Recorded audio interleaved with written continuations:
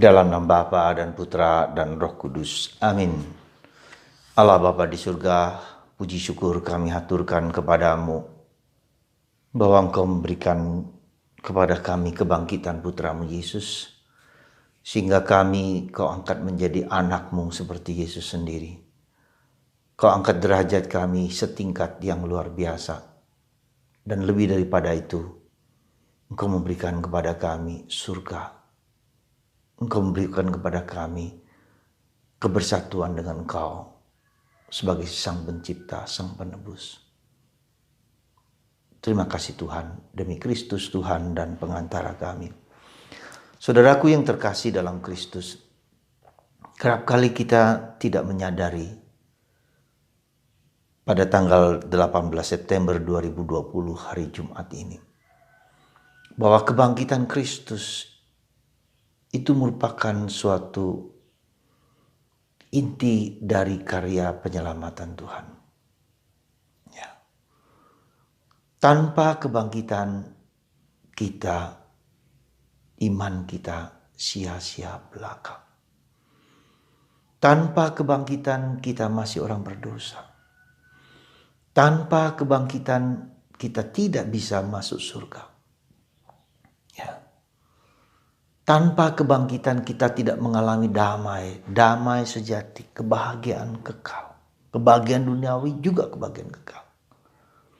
Begitu sentralnya kebangkitan itu, sehingga Paulus mengatakan mengingatkan kita dalam bacaan pertama hari, tanpa kebangkitan sia-sialah iman kita. Untuk apa kita hidup? Saudara, mengapa demikian? Karena dengan kebangkitan, dengan satu paket penderitaan, wafat, disalib, dimakamkan dan kebangkitan itu satu paket. Peristiwa Paskah itu satu paket. Cara Tuhan menghancurkan si iblis, kekuatan jahat yang menentang Allah. Hanya dengan cara seperti itulah Yesus menyelamatkan dan menebus kita. Tuhan tidak hanya menciptakan kita tetapi menyelamatkan, menciptakan kita semua. Tapi Yesus datang untuk menyelamatkan, untuk menebus. Ya, ada unsur tambahan, kita tidak hanya diciptakan, dilahirkan, tetapi ditebus, diselamatkan. Karena kemanusiaan kita tidak bisa sampai kepada Allah sebagai Bapa, sebagai penyelamat. Maka Tuhan membantu kita. Dengan Paskah itu Tuhan memberikan kepada kita rohnya sendiri. Pribadi ketiga dari Allah. Bapa, Putra, Roh Kudus. Untuk supaya kita dibimbing, dikuatkan, diteguhkan untuk sampai kepada kebersatuan rahmat tertinggi yang Tuhan berikan kepada kita. Karena itu saudaraku yang terkasih, karya keselamatan Yesus ini menjadi sesuatu, katakanlah frontier, sesuatu yang pertama di depan yang menghancurkan tembok kegelapan itu, dihancurkan dulu. Supaya rahmat itu juga akhirnya menghancurkan tembok-tembok dosa sang penjahat itu dalam diri kita. Ya. Jadi dia lebih dulu menghancurkan kuasa dosa itu, mau dihancurkan dulu dengan Paskah itu. Supaya Kristus menghancurkan kuasa dosa dalam diriku. Karena itulah ketika kita mengalami kesulitan, penderitaan, apapun juga, itu karena di dalam diri kita masih ada dosa-dosa yang menempel, yang ada, yang sungguh-sungguh ingin supaya peristiwa Paskah itu bukan hanya peristiwa Yesus, tapi peristiwa Yesus yang harus dalam diriku, yang juga harus mengalahkan kuasa-kuasa dosa itu. Dengan peristiwa kebangkitan dan kita dibaptis, kuasa dosa manusia karena Adam dan Hawa dihancurkan, dihilangkan, dibuang, tetapi akibat tetap ada dalam diri kita. Yang kita sebut dengan 7 dosa, 7 deadly sin. 7 dosa utama. Kenapa saya berulang-ulang mengungkapkan dalam video ini? Supaya kita sadar bahwa memang itulah yang cara kita memandang hidup rohani seperti itu. Jadi karya Tuhan itu belum selesai dalam diriku, dalam diri Anda, dalam diri gereja semua. Maka dosa, penderitaan dan kesulitan tetap ada karena masih ada. Kita berjuang bersama Yesus, bersama Roh Kudus. Dengan kemampuan kita tidak bisa sendiri. Maka kita mohon supaya Tuhan pasca penderitaan itu juga nyata dalam diriku. Kita menghancurkan kuasa kesombongan, kuasa kerakusan, kuasa serakah, kuasa kikir, kuasa cabul, ya, kuasa marah, kuasa malas. Ada dalam diri kita semua. Dan itu menjadi pintu di mana si iblis dapat masuk dalam diri kita, menghancurkan diri kita dengan salah satu atau salah dua dari dosa-dosa itu. Karena itulah maka, saudaraku yang terkasih, cara pandang kita ketika kita mengalami dosa, ketika kita mengalami kekurangan, kita tidak perlu bersedih karena Tuhan ada, sudah menghancurkan dosa itu.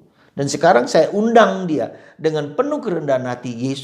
Yesus diundang untuk masuk, untuk menghancurkan sombonganku, untuk menghancurkan kekikiranku, kemarahanku, kemalasanku dalam diriku.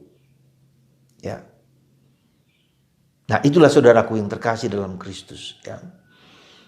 Bagaimana cara kita memandang dan melihat hidup rohani itu seperti itu. Nah, ketika kita sampai, kenapa seringkali harus dalam titik penderitaan, dalam titik zero, itu menunjukkan supaya hidup rohani itu harus accompanied by humility. Santa Teresa dari Avila. Hidup rohani harus didampingi oleh sikap kerendahan hati. Ketika saya tidak mampu, ketika saya tidak bisa, saya datang kepada Tuhan, saya sujud kepada Tuhan, Tuhan datang kepadaku. Dan itulah yang terjadi. Tanpa kerendahan hati, tidak mungkin ada keselamatan. Karena saya mengharapkan bahwa saya tidak mampu, bahwa saya tidak bisa. Maka dalam banyak hal, ya, seperti Maria Magdalena yang hari ini dalam Injil, ya, dikatakan ada 7 dosa yang dibebaskan karena dia sudah seperti hopeless gitu, hopeless. Maka dia datang kepada Yesus dan Yesus menghancurkan, membuang segala dosa, ke-7 dosa itu. Mungkin juga 7 dosa itu dosa yang saya sebutkan tadi. Sombongan, ya, malas, marah, cabul, serakah, kikir. Ya, itu semua. Mungkin itu 7 dosa itu lambang dari pergulatan supaya kita dibebaskan. Sehingga cinta Maria Magdalena begitu luar biasa ketika Yesus hadir. Dan dia mencintai Yesus, kemudian mencintai sebagai mencintai yang tulus, yang sejati, yang murni, ya. Bukan cinta yang dikatakan oleh dunia sekarang bahwa Maria Magdalena adalah pacar Yesus, istri Yesus dan seterusnya. Itu tidak benar. Tidak ada satu indikasi manapun bahwa Maria Magdalena dekat dengan Yesus, itu benar. Maka Maria Magdalena karena dibebaskan dari dosa, maka dia salah satu wanita yang mendapatkan saksi kebangkitan Yesus dalam tanda petik. Saksi, melihat Yesus menampakkan diri kepadanya. Ya. Nah, saudaraku yang terkasih dalam Kristus, begitulah cara kita memandang dan melihat. Sekarang pertanyaannya, katakanlah dalam COVID ini, coronavirus ini, apakah saya masih tetap sombong, ya, angkuh bahwa saya bisa segala-galanya? Bisakah dengan rendah hati ku datang kepada Yesus, mohon rahmat? Di titik itu seringkali kesombongan kita dihancurkan dulu supaya kita datang kepada Yesus. Dan itu tidak mudah. Dan percaya bahwa kasih Kristus seperti lautan luas. Tanpa itu kesombongan kita tetap ada dan sulit kita mempersembahkan hidup kita pada Tuhan. Semoga Anda dan kita semua, ya, terutama para wanita yang hari ini melayani Yesus dengan kekayaannya. Jadi Anda kaya itu, ya, mungkin juga dipakai oleh Yesus supaya membiayai bagaimana perjalanan Yesus. Kita bayangkan Yesus pergi ke sana kemari tanpa uang, tanpa makanan. Mungkin wanita-wanita ini menyiapkannya, membeli sesuatu untuk mereka. Tentu Yesus melipat gandakan makanan kepada mereka, nggak ada masalah untuk itu. Tapi secara manusiawi, ya, butuh juga orang-orang yang demikian.